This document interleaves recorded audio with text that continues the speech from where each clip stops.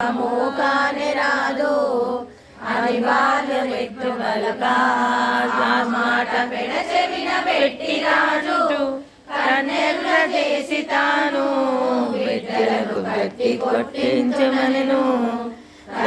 యుద్ధము చేసిరా వీరలో కన్యను ఇవ్వనన్న మూడు లోకములందున ఇటువంటి సుందరి దొరకదనెను. నిత్య కృత్యములందున వాసవిని మనువలేకపోయెను.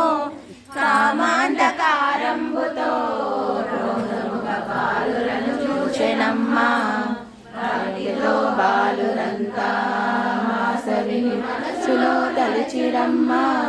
బాలురు యుక్తితోడా పెళ్లిని చేతుమని చెప్పిరమ్మా. గురు శుక్ర మౌర్యమయ్యా ఇప్పుడెట్లు చేతుమా పెళ్లి అనిరి మాగమున తరలి వచ్చి రక్షణము వెళ్ళాడు మంచిదనిరి.